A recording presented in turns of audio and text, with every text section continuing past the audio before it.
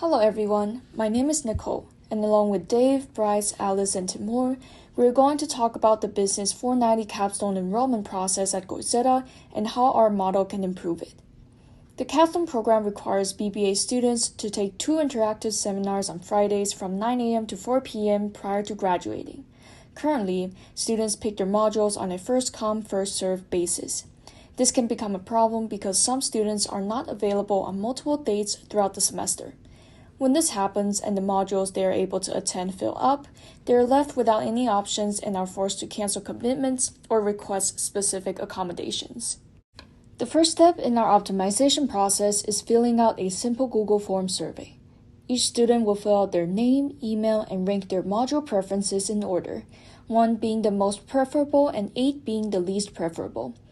After the forms are submitted, they will populate in an Excel spreadsheet.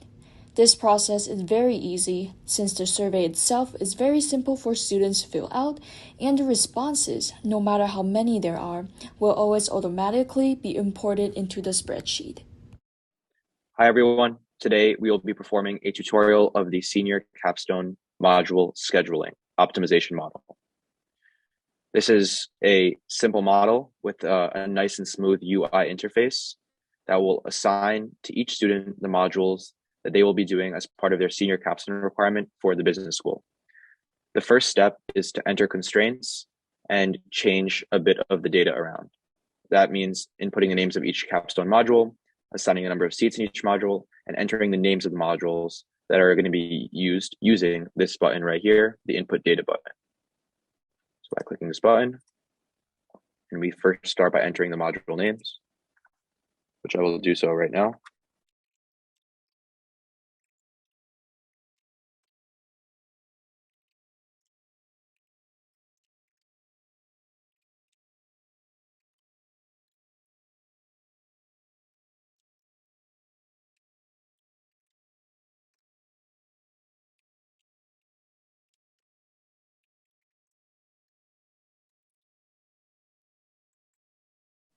And we will click enter.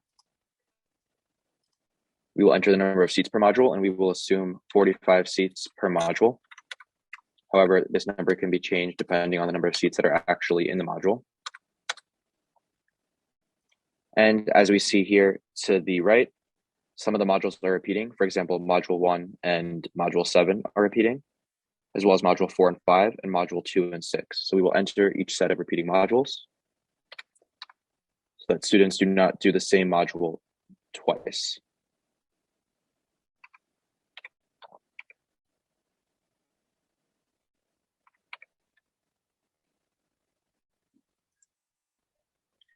Now that we have inputted all the data, we go on to the second step and the final step, which once students fill out the Google form, which should have been already filled out, this button right here, assign students to modules, will import the Google Sheets data, run the model, and compile a spreadsheet with each student's assigned modules, which we will be doing now. This model takes a few minutes to run, so we will speed up the video while it runs so we can see the final result. And as you can see here, the model has finished optimizing each student's modules that they have chosen based on their ranking 1 through 8, and has chosen the most optimal modules for each student. As we scroll down, we can see that the modules are not repeating for each student, and each student has gotten the best module for them. Now we can return back to the dashboard, reset the entire model if we wish to rerun the data. And that's our tutorial. Thank you so much for listening.